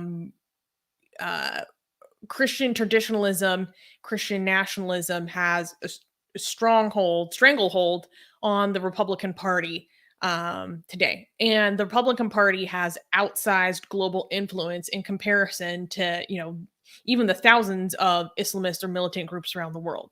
Um, well, those thousands of groups might kill more people, which is obviously very harmful and worse in that sense. Um, the GOP has global influence and implications. Um, yeah, I answer that in many different ways. I just want to address this again. Carlo with the bad takes today. Sorry, saying Christianity is a pacifist in its text. People betray this pacifism. It's Get not ready at for all. Armin yelling. No, I'm not gonna yell. I'm not gonna yell. But just like you're complete. Like you read the New Testament, it's not at all pacifist. Okay, I mean, it doesn't get any more clear. Jesus said, "I'm not here." Like Jesus specifically said, "I'm not here to bring peace. I'm here to bring the sword." Like he specifically said that. Like he specifically says that I'm Out here of to turn a context, father. Armin. He specifically said, "I'm here to take a father against his son, a mother against its daughter." Right? You know, family against themselves. Right? I mean, if you also want to add the Old Testament, then becomes actually more directly genocidal than even the Quran. Right? It specifically tells you, the Bible specifically tells you to wipe out an entire ethnicity, including the women and children. Right? It specifically says to even kill their children. It says that to wipe them out. And again, the New Testament, the Christianity. Okay, so you might say that's the Old Testament. So first of all, the New Testament specifically says that it's not here to bring peace, but the sword. The Old Testament, the God is the God of the Old Testament is a God that's told you to kill, to wipe out an entire group of the Amalekites, including their children. Right? It tells you to wipe the baby's heads to the rock and be happy about it, right? Like that's what you're supposed to do. That's the pacifist religion. And if you think that's the Old Testament, again, I mentioned what's in the New Testament, but Christianity comes with the belief that Jesus is the same God as the God of the Old Testament. So that whoever gave those commands, that is Jesus. There's no way anybody could look at Christianity and say that's a pacifist religion. You have no understanding of Christianity if you believe that. Yeah. I thought you were gonna yell about other stuff like the tree. I love it when you yell about the tree. I mean, okay, because I'm talking about because that I only bring up the Jesus cursing the tree when they say like Jesus was a good mellow like hippy dippy nice guy, but because we're talking about pacifism, I don't think a tree cursing a tree violates that, because trees are not like do not have rights or anything. That just show that that's just sir. That story just shows that Jesus was insane, like a maniac, like a madman. Okay. I mean, okay, another thing about pacifism, he whipped people in the temple for doing business because this is my daddy's house. This is my daddy's house. My daddy's house. I'm like, how dare you? You're like, who do you think you are? Like, this is not your people, place. Like, yeah, damaging their property. Temple people are doing business here. Get lost. Like, why wasn't he arrested for that? Like, we was whipping people. People are trying to make a living. My daddy's house. Like, what the hell am I? Like, you are so full of yourself to think like this. Oh, it's a temple, and I'm so special, and this is my dad's house. You're just claiming the area and whipping people for just doing business. And then shocked when your group of followers aren't very much appreciated. This is my dad's house. Get out of here. To my dad's house. Like, what the hell? How did he not get beaten up there? Like, actually, I think actually, now that I think about it, I think the people who were the pacifists were the people who are surrounding him. How was he not beaten up? How did he manage to go and like turn people's tables and whip people around? And people were like, "Oh my God, they ran away!" Like, if he did that right now, he would like. How did he not get his nose bloody from doing all of that? Like, there were more of them than him. Anyways, yeah, actually, other people were the pacifists. See, that's what I was waiting for. I love it when you rant about Jesus. It's so funny to me. So a lot of people are asking us about Jordan Peterson with Mohammed Hijab. Guys, if you're interested in our opinions on this issue, Armin will be doing a stream about it next week. So if you go to the front page of our channel, click on that upcoming stream and set a reminder. Tune in, watch it live, and we will cover this. I was gonna review Muhammad Hijab. Muhammad Hijab's videos about Jordan Peterson, because he was putting these videos out so that he will make the podcast happen. But now the podcast did happen. Apparently, Jordan Peterson had Muhammad Hijab on. When is that coming out? Because I want to review that. You want to say? Wait, he already mentioned a date for when that's coming out. I'm hoping that it comes before. Maybe I'll do multiple streams on this, because this is very interesting. I'm actually pretty excited about the fact that I want to see what's going to happen. I'm really excited to see what these two people talk about. I'm actually interested. I'm glad that this is happening. But yeah, it's going to be pretty interesting. Yeah, I think if you do end up waiting until the actual podcast comes out, you should do the live stream about that like as soon as possible. No, yeah, actually, so the live stream that I have scheduled that are coming out is about some videos that Muhammad Hijab did on Jordan Peterson. So that's what I'm going to do. So I see somebody in the live chat. Sean in the live chat is saying Peterson with a hijab will be releasing early December. Okay, so I'm going to do some streams. So for my stream next week is going to be just on Muhammad Hijab reviewing Jordan Peterson views. And then when eventually the discussion comes out, I will do other streams on that as well. But again, this is I see this as a net positive, because it's going to be very entertaining and interesting.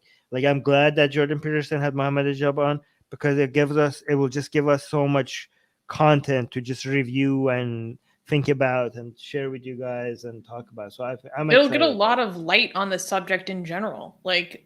there'll Yeah. be some people who are drawn to Muhammad hijab because of this exposure, but also be a lot of people who are interested in him and what he stands for and go look further into stuff and then learn more about the issues and what he really stands for, and Yeah.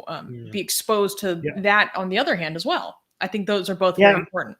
I am very passionately against Muhammad Hijab's views and against Jordan Peterson's views. So just seeing people that I disagree with so much to come together and talk about certain topics, I'm just like, I love what's gonna come out of that. Like, I will see. Anyways, next there's an Armin Navabi Mullah in the live chat that wants us to answer his question, so we should get to that at some point. Wait, curious if you have it up already in front of you, can you please No, click on it? I can't see the question. I could just see him saying, "Answer my question, guys." The icon is so funny. Is that me with a beard? Yeah. That's me with a beard. Okay, let's find that question. I appreciate the.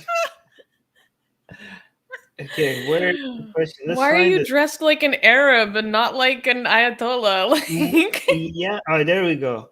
Yeah, this is not accurate. Like you said, yeah, it should be an Ayatollah, not like a Gulf Arab thing. Because a mullah, I think this is just a traditional clothing of Gulf Arabs. Gulf It Arab. doesn't have any religious significance, right? So, anyways, Imam of Peace. Okay, so the question of Armin Navabi Mullah is Imam. Oh, it's not Navabi, it's Nawabi. It's a W. Imam of Peace is not in Twitter and other social media for almost a year. Any updates about him? No, we don't know where he is. Supposedly, he don't left know. to go write his book. Yeah. I think he might. If I had to guess, I would say that some of his outrageous views have been so un-Islamic that he has gotten in trouble from his own circles, from his own Shia circles, because he's Not been just any Shias. Yes. Even I would say that even from his own camp of Shirazi Shias, I would guess that he's getting so heretical with his views, so un-Islamic, that he might have gotten some either higher ups or some people from below have been intimidating him to somehow be silent. And I think if I had to guess, that would be my guess, right? And I think he has given into the pressure. That would be my guess. Would you say his marja got mad at him? His marja, yes.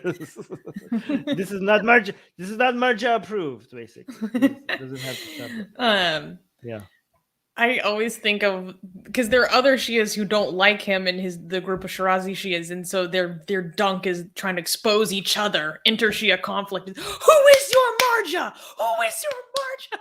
So I think of that all the time. Yeah, I think because if the intimidation was coming from his ideological enemies, he wouldn't be silenced about that. He would celebrate that, and he would even highlight it. You know what I mean? But I think if you see silence from him, is because the intimidation and the backlash might have been coming from the people that he's supposed to be loyal to and following, and from people that he is. That might be the case. That might be the reason, because he was getting so off track of what is considered Islam. You know what I mean? Like, he was getting so far away from what's Islamic that he was basically spreading heresy at that point. But yeah, that's my guess. I'm not saying this is true. This is just an educated guess that could be completely wrong, and we'll see. Okay. Still Anyways, for Hussein though. No. Asian American is asking: is personhood an extended meme? What does that mean? Question. I know that this can mean different things. What is an extended meme? Yeah, I'm not. You have to clarify. Asian American, you have to clarify your question. I don't think we should answer this until we get some clarification. Because the way I would answer this question is from a cognitive psychology point of view, which my answer would be very different. Another question is, what are your thoughts on American private prisons? Horrible idea. Yeah, basically. Yeah, I see, I you go. always, so when I was Antifa, this is something I was very passionate about. I think you could actually, I'm not going to say that. So I I learned about this from like a very like far leftist perspective, and just out of curiosity, it'd be interesting to see what a counter argument would be. But There's I think okay. it's a This very it's abusive ridiculous. system.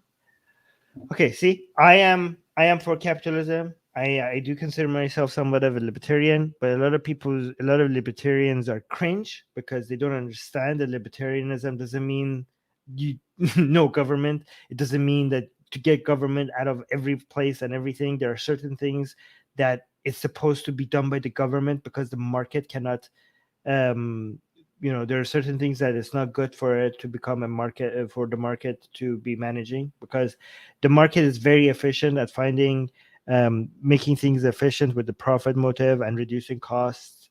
But you don't want to make prisons profitable, okay, because obviously the purpose of prisons are supposed to be for a government to provide security, so the profit motive does not does not work with prisons, right? There's a reason why even the most libertarian ideal viewpoints consider certain things to be completely that need to be completely done by the government and nothing but the government, the military, the police, the prison, right, the justice system. You cannot, the market is very effective at using the profit motive, and also cost to reduce costs and make things the highest quality and as the most efficient as possible. But the purpose of the prison and the police and the um, military is something is beyond providing a product or a service, right? It's the government's role to step outside of the market and create an environment where security and safety exists for the markets to do its thing. So it's a middle market. It's supposed to be outside of the market. It's supposed to be government and only government. The profit motive will completely align people's involved people's interests involved with more crime happening. It would deviate the interest of the system away from providing safety and security to the public, and on the profit motive will make it so that more crime would be beneficial to the industry. Figuring out what is a crime and what is not a crime and who gets to prison, like the lobby groups I mean, imagine the nightmare of the lobby groups that will come out of a prison system, and how would that will completely divert the mission of this whole industry away from providing safety and security to citizens and making it only about profit. Like the fact that it will completely risk the security of an entire society because you're directing the intention away from what the government is elected to do towards the profit motive that is the market. Do you understand what I'm saying? Yes, I do. And I just wanted to add, when I was saying like I'm not familiar with the other side, I'm not trying to both sides this issue. I mean that in the sense of my understanding and arguments against it would be more robust if I did have a better understanding of what a argument in The other support of side, this would be. the argument in support of it would be that it would be more efficient because the governments are Yeah. inefficient, and governments are inefficient and markets are efficient. Okay, but the my counter to that counter would be that markets are efficient at certain things and governments are efficient at some other things, and that's why they both need to understand, stick to their role. Okay, the market is efficient at providing goods and services with the highest quality and the lowest cost, right? um, and if you look at something as a service that needs to increase and providing the highest amount of income and for all the people involved, okay. um, but this should not be a good or a service that the market provides, right? There's certain services that the government is best at providing because its intention is to provide a safe environment for all its citizens, right? And again, the military and the police and the justice system and the parliament, and all of those things, if you use the market as a way to make it more efficient, you might make it more efficient, but you will make it more efficient as something extremely destructive, right? So yes, the market will be more efficient than the government, but efficient at what? Do you know what I mean? Efficient at being something that is not the intention, that main intention of what we have that system for, right? So you could have many, let's say you could be very efficient at, I don't know, tyranny. You could be very efficient at murdering people. You could be very efficient at negative things. Like efficiency is good, but efficiency is not good for efficiency's sake if it sacrifices the goal of that system to begin with. Mm-hmm. Yeah.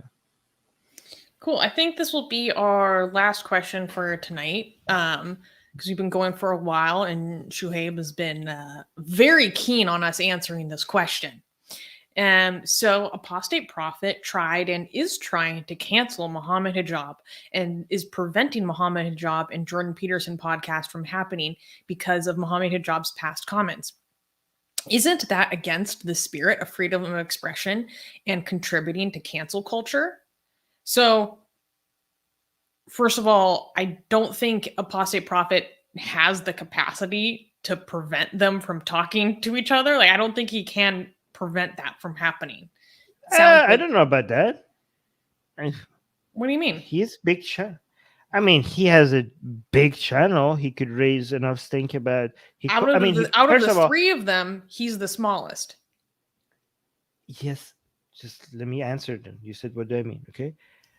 The thing, first of all, I don't know. We don't know if this is true for yet. Like I don't know if what you're saying, AP is trying to cancel Muhammad Hijab.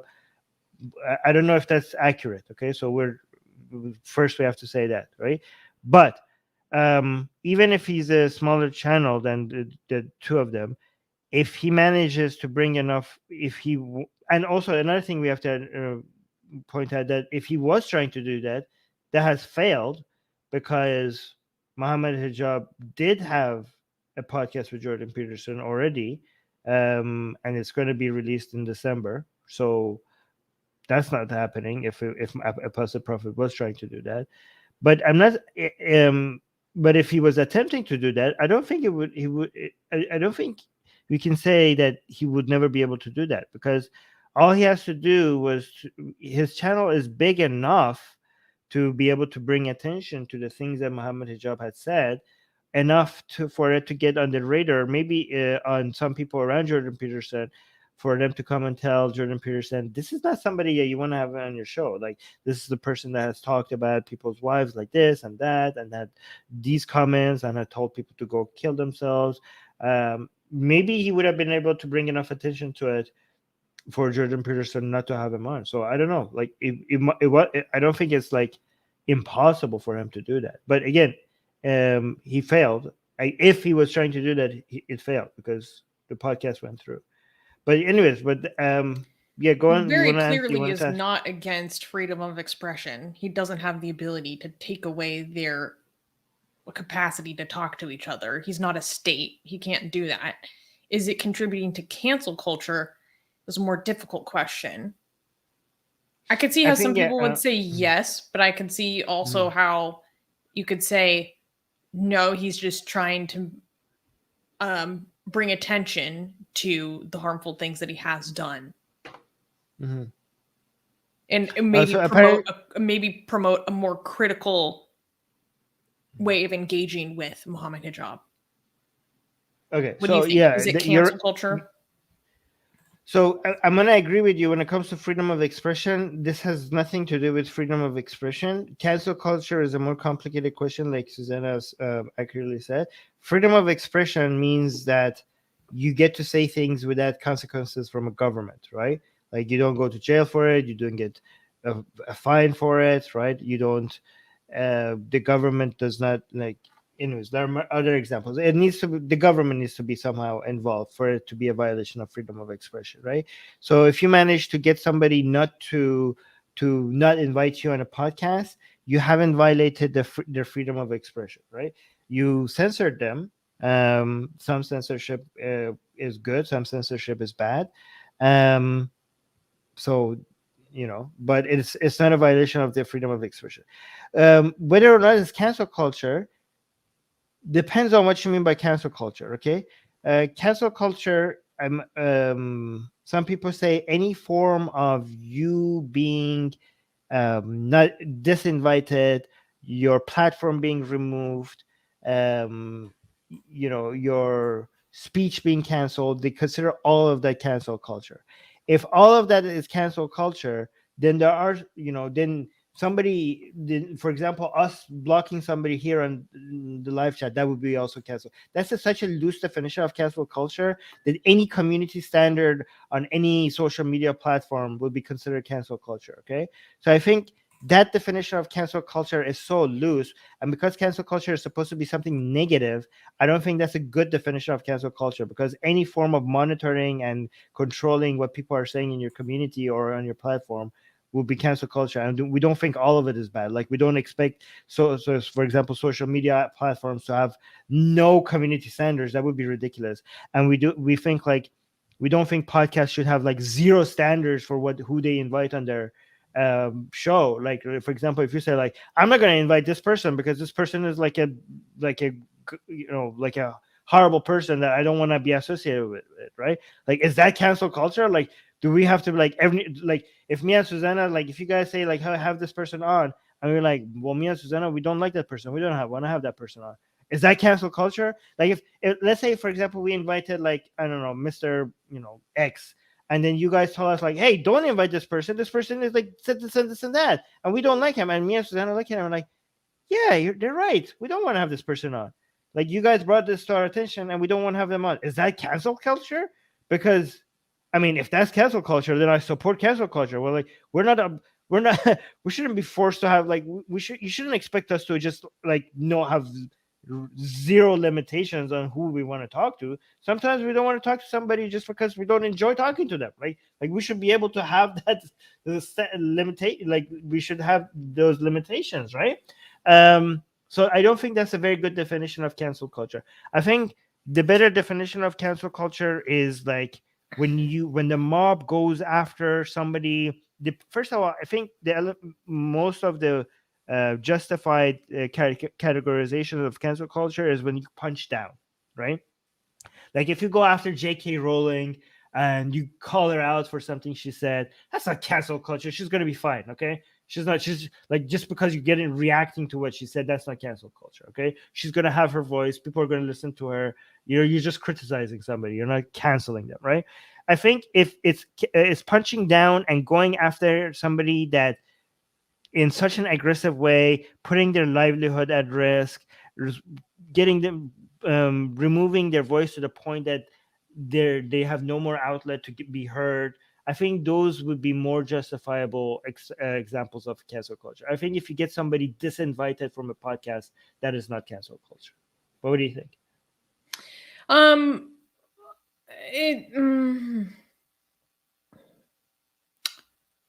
I don't think it's always necessarily punching down, because oftentimes, quote unquote, canceling is one of the arguments for it, is saying it is one of the few ways that the public can hold people who are much bigger to them accountable, and punish them outside of the law, which can be very tricky and sticky. For example, I'm thinking of the movement to hashtag cancel R. Kelly. Millions of people supporting, hey, don't play R. Kelly's music because of the things he's done to women. That's definitely not punching down. People are also like, they straight up say hashtag cancel J.K. Rowling. Like, that's what they call it themselves. So, but in terms of the impact that it's had, it's very different. You're right. It's very different to use a form of like social media activism like that to hold a large public figure accountable than it is to go after some man because his daughter was seen saying something cringy on TikTok that was offensive. And so now they're going after where he is employed. That happens. That happens a lot. Well, more than it should. And that's definitely the most toxic form of cancel culture that's definitely punching down. But in terms of saying like Shuhaib was saying, oh, in his community post, he admitted that he emailed JP and tried to prevent the podcast from happening. Like, why is he so upset? Blah, blah, blah. I just read through his entire community post for like the past 2 weeks. Unless he deleted something, he doesn't talk about this at all. In fact, 2 weeks ago, he said, I heard that Jordan Peterson was looking for a Muslim to talk to. I suggest he talks to Daniel Hakikaju. Because I highly suggest Daniel Hakikaju. So he's even supporting this dialogue. The rest of his community tab doesn't even Yeah, look we like don't it's know the touching. detail. Yeah, we don't know the details of what AP has done. So I don't want to comment on something that we don't know about. Okay, but I just want to say, like, I just don't think, like, because the word cancel culture, we don't have good cancel culture and bad cancel culture. When we say cancel culture, we are often referring to something that's supposed to be negative. Okay, so if cancel culture is meant to describe something that is negative, then I don't think you can say getting somebody disinvited from a podcast is cancel culture. Okay, because sometimes it's justified for you to get somebody disinvited from a podcast, and sometimes it's not. Okay, and given that cancel culture is meant to be always negative, then you can't make a blanket statement. Like, I would like, if we had invited somebody that if we knew more about, we wouldn't have invited on our show, and you guys brought that to our attention, and then we decided to not go on with the show, I think that's a positive thing. Like, we would be grateful for you guys for bringing that to our attention. And I don't if and that's not going to be a bad thing. I don't think that's going to be a bad thing. I think me and Susanna have every I mean, not, I don't want to say right, because obviously we have the right. I think we are justified to not want to talk to certain people and want to talk to certain other people. I think it's completely completely justified. And if somebody tells us don't invite somebody and we agree not to, if you call that cancel culture, then by that definition of cancel culture sometimes is a good thing. If I mean, does the definition of cancel culture include things that are good, or is it always supposed to be bad? Okay. And I think, like, it's not a black and white thing. Like, you're right, Susanna, because you were criticizing like about if it's punching down or punching up. I think it's a multiple. There are multiple factors. Like, sometimes punching up could be bad or toxic because it's such a is happening to such an extent that is unreasonable. I think the level of how much somebody's being silenced should be taken account. Like, a lot of right-leaning people, when they complain about cancel culture, they're talking about things that actually increase their voice rather than reduce it. Like, if you listen to Jordan Peterson or Ben Shapiro, they're talking about cancel culture, but the things that they refer to as cancel culture is the things that made them famous. It are the things that made them have a much more amplified voice. So is it cancel culture if if you haven't been canceled, but you have made a career out of the people who were against you? Like, is that cancel culture? So I think, instead of referring to some, like, that's why I'm more comfortable instead of like deciding whether or not something is, because there doesn't seem to be a very specific definition for what's cancel culture. So instead of deciding whether something is cancel culture or not, I would rather just look at what happened and see whether we think it was justified or not, right? Because it's such an arbitrary thing to be like, is this cancel culture? Like, I don't know if it's cancel culture or not, but it seems like it was justified or not justified. I think that would be a better question to ask, right? Mm-hmm. Does that make sense? Yeah, it does. I mean, it's complicated, and people are giving clarifying information about the post in the community tab in the live chat and Twitter, yada yada. I didn't realize AP was back on Twitter. Basically, he's weaponizing the comments against his wife and suicide comments and trying to imply that by having him means legitimizing him. Okay, I'm going to take for granted that this is a correct characterization of what was said. Okay, so just saying that. If that's the case, I think it's not fair to say that having someone on is legitimizing them or legitimizing their viewpoints. No, but at the same time, I think like it also makes sense for like if somebody came after somebody I loved in such a disgusting way, and somebody was having them on a podcast, I would want to. I don't see any issue with trying Oh to yeah, bring I would that go to their scorched attention. earth. But that's No, a I mean I personal wouldn't. Yeah, that's a yeah, that's a personal problem. personal. Yeah, I think I don't see. Yeah, I mean I don't see any issue for with what AP is doing, right? Um, I That's his mean, personal prerogative. yeah, I mean, okay. So, for example, let's say that I bring somebody on that was a discussing human being that has said some really horrible things to some other people. Okay, and you in the live chat, and I'm inviting them over. Okay, to have a discussion about their views. You in the live chat come and tell me like, Armin, this person that you're bringing on has said these things and these are horrible. All right, after I would be grateful that you brought those attention. It might affect me. It might make me not have that discussion with that person anymore. But even if I still go on with the discussion, I would be grateful. Like you're like, okay, I see, for example, Shoaib, that you don't want me to have this person on. I'm still going to go on with the event, but I would still be thankful that you brought it to my attention to make a Hmm. better informed decision. you know Yeah. I made I still went on with the podcast, but you tried to tell me that I shouldn't, and you brought me some facts that were actually true. And even if it didn't persuade me, I would still be grateful that you brought me this information. Even if I have that person on, I would be mindful of the fact that this person had like maybe I should not celebrate this person during the event. Even if I continue having him on, I might be like, okay, maybe knowing what Shoaib told me about. Shoaib tried to cancel this event, and I'm not canceling this event, but I'm grateful that Shoaib said those things, because maybe now in the podcast I wouldn't be like adoring them and telling them how amazing they are, and you know what I mean, or something like that. Maybe I don't know, but it's always better to be more informed. I guess that's what I'm trying to say. Yeah. Yeah. Yeah, that makes more sense. I Mm. think if it was me, it depends so much on so many different variables. But if it was me who was the one who was platforming someone else and someone was like, hey, this is really sketchy, you shouldn't do this, at the very least, it would provide very good content for hopefully a more fruitful discussion. And in fact, if Mm. provided with that information and the conversation continues, it could lead to a conversation that that person who wanted the initial cancellation actually appreciates more, because they're like, actually Mm. took this opportunity to really highlight the issues with this Mm. person in direct conversation with them. It Yeah, could go I to mean, that yeah. person's advantage. Okay, Shoaib